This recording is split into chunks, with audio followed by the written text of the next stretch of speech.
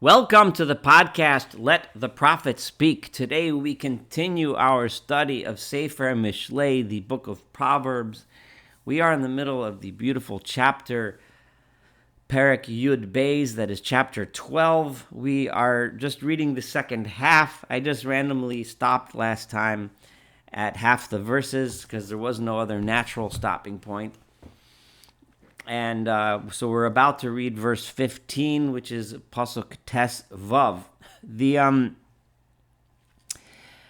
This chapter has been comparing and contrasting the path of the righteous person versus the path of the Rasha, the evil person, the fool versus the wise person, etc.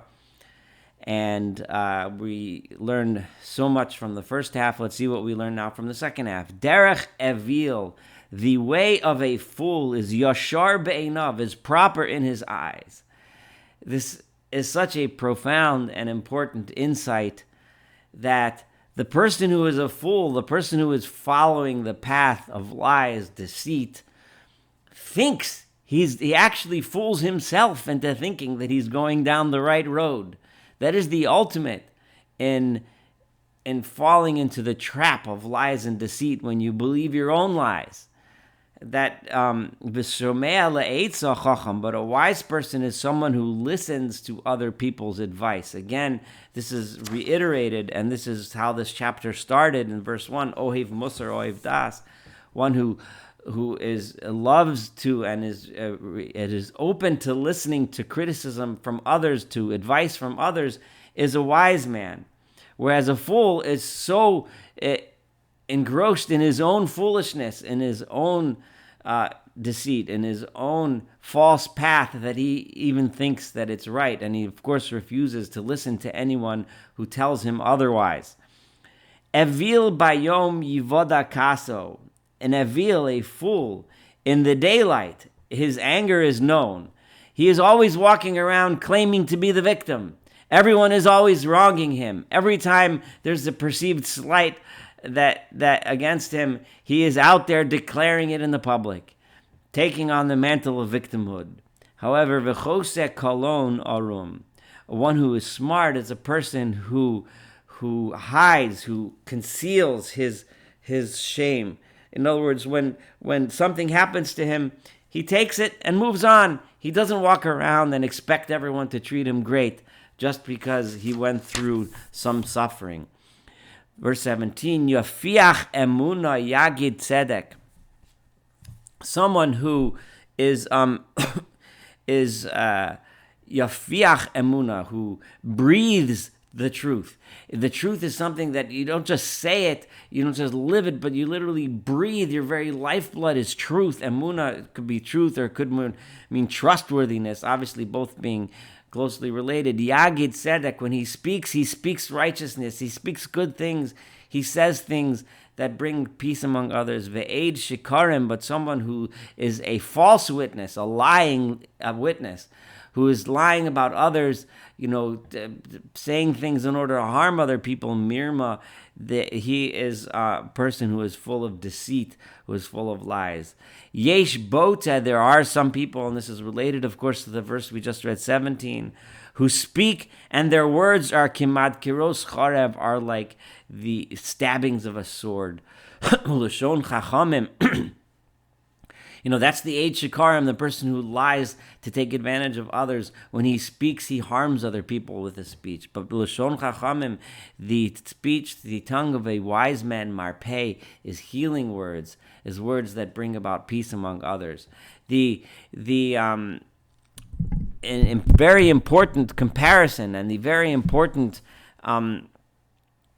identification of wisdom with truth, and the way that manifests itself in the way a person speaks and the way he communicates with others is a theme that has been repeated over and over and over again throughout the book of Mishlei, and will continue to be reiterated over and over again. The verse 19, Sifas Emes, the speech of truth, Tikon Lo'ad, will be established forever. So it's constant. It's something that lasts forever. Va'ad argia l'shon shaker. But this falsehood, when one speaks falsehood, v'ad argia, it is just lasts for a moment. That the root of the word argia is it just a fleeting moment, rega, which means a moment, a quick second. It actually, the actual root of the word, the meaning of the word is rega, is like the blink of an eye.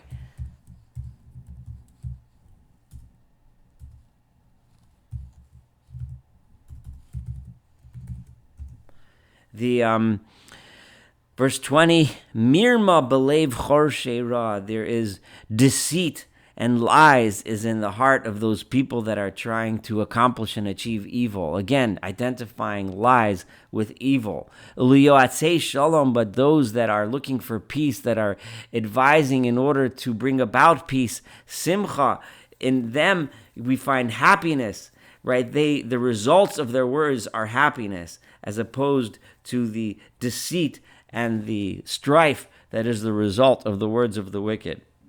Verse 21, Lo yi'uneh latzadik kol oven. Now this word oven here is spelled with an aleph, not with an ayin. Oven with an ayin would mean sin. But many of the commentaries, the traditional commentaries, do like Rashi and the Mitzudos and others, still translate oven here as sin, as evil. So Lo yi'uneh latzadik, it does not happen to a tzaddik, a person who is righteous.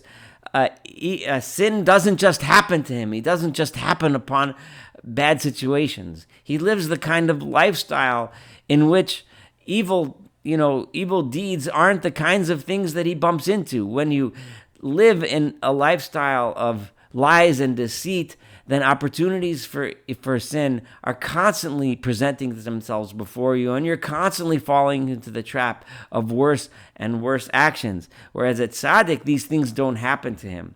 Oven is also translatable as evil in general. Bad things don't happen to a tzaddik, to a righteous person. However, u'rishaim molu ra, wicked people are full of bad stuff. They're constantly getting involved in bad things, and they're constantly having to worry about bad things happening to them.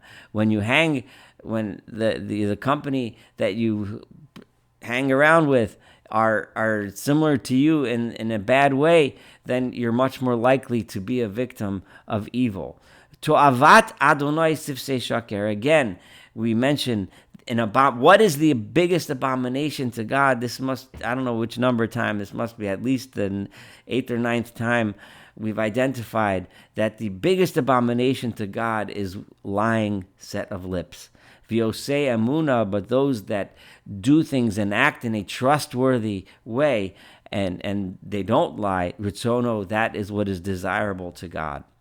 Adam orum, a person who is smart, koseh da'as, he covers up the fact that he's knowledgeable. A person who is truly smart is not the guy who's always speaking the loudest, who's yelling and screaming in public and telling everybody what he thinks he knows and so on. The guy who's truly smart is usually the one who isn't the most talkative.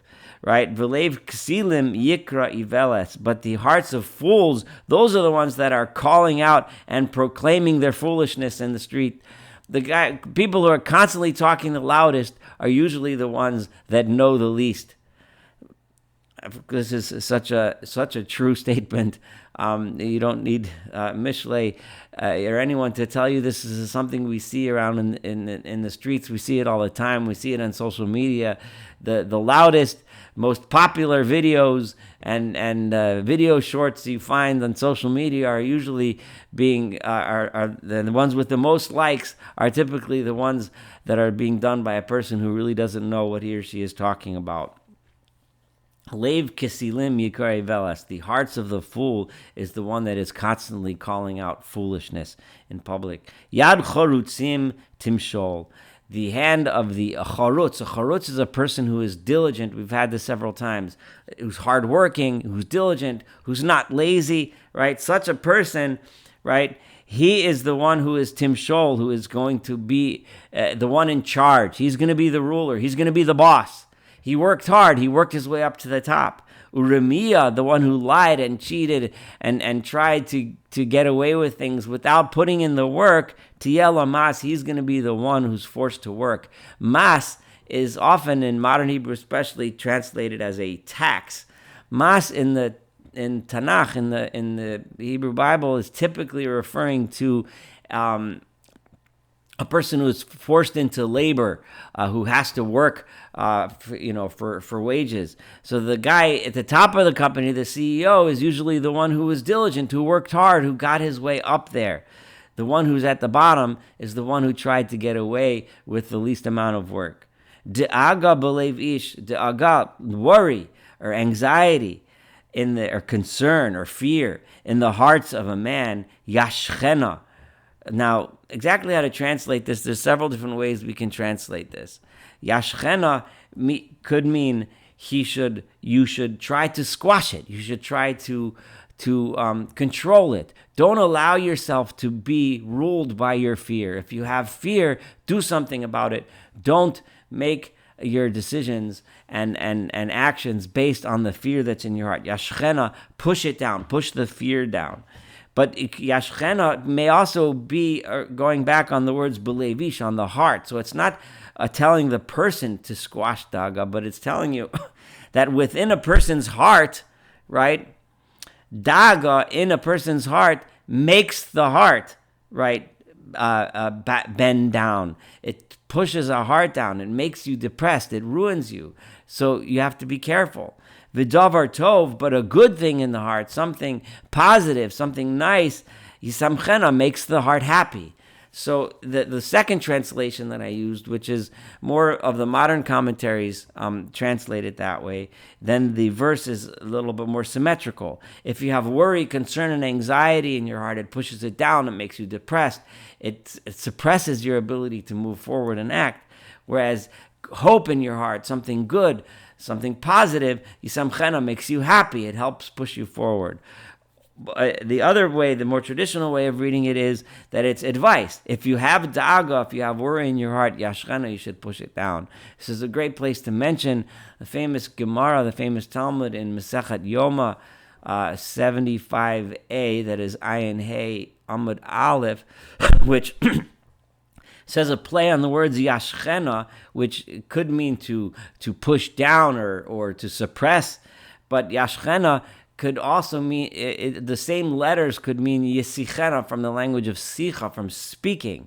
And the Gemara in Yoma says, if a person has a worry in his heart, yashchena, speak about it, talk about it, which is, of course, the very modern understanding that is applied in all forms of therapy. If you have a problem, talk about it, speak about it, find someone that you trust, speak about it, get it out of your system, talk through it, and thereby work through the problems that you have. That would be the Gemara. Now, that's not the simple reading of the verse, because it doesn't say asichena, it says yashchena. There's no yud in the word, but because it's the same root, it's a very interesting play on the words, and of course a very important lesson nonetheless. Verse 26, Yoter Meire'ehu Tzadik. Now, this is a very challenging word to translate. Yoter could mean several things. It could mean from the language of yoter, which means greater, more, in which case, and some of the traditional commentaries, including the Targum, do understand it this way, and then it would translate as follows. The tzaddik, the righteous person, is yoter mere'eh, who is greater than his friend. It's kind of like a hierarchical statement. A tzaddik is better off than the other guy. If you're righteous, you're better off than the other guy. But the problem with that is that it doesn't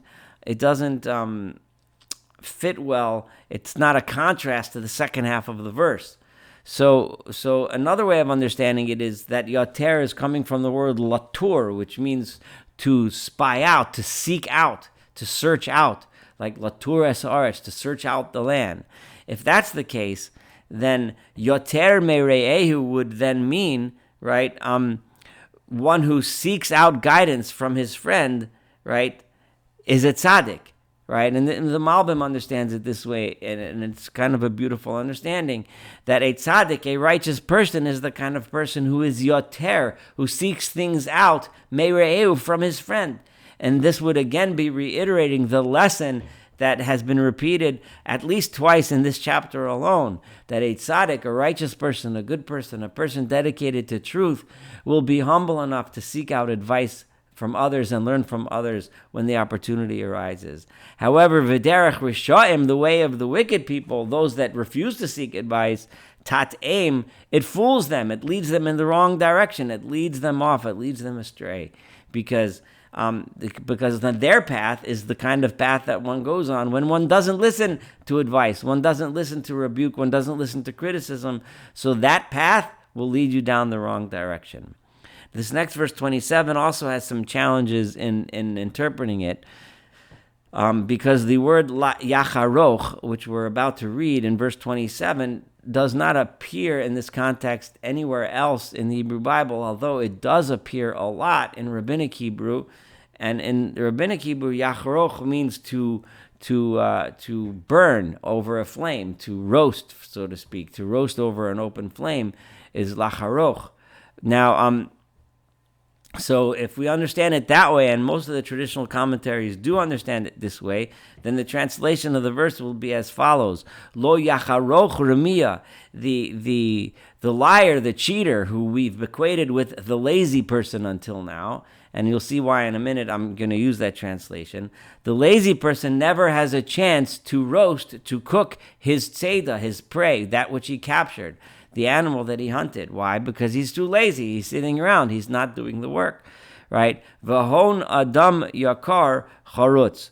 But the precious, the treasures, that the valuable treasures that a person has, that happens charutz to a diligent person. Remember, we had several times, just a few verses ago, I mentioned charutz, referring to a diligent person, a person who works hard. So the lazy person never even has a chance to cook his catch because he's never hunting, right? Whereas a person who works hard acquires treasure. Other understandings of yacharoch is to hunt, that the remia never hunts his prey, the lazy person never hunts his prey, which has a similar meaning. I'm going to go with the traditional commentary's meaning here of yacharoch, meaning to cook, or he never has a chance to roast his prey. It's a little more poetic sounding, and even though it's the only place where we have this word used in the Bible, we do know that is the meaning of the Hebrew word from later Hebrew writings, so I don't see a problem understanding it that way. Biorach tzedakah chayim, right? On the path of tzedakah, on the way of righteousness is life. That's what we find if we walk on that path. But v'derech nesiva al maves, right? And the on this road, on this path, right, the pathway that we're talking about, al maves, al, not el with a segol, which would be leads toward death, but al, which means there is no death, right? The path of the righteous, there is no death. The path of the righteous is a spiritual path. It's a good path. It's a journey. It's a journey that lasts forever and brings us closer and closer to God, not towards death. This concludes chapter 12.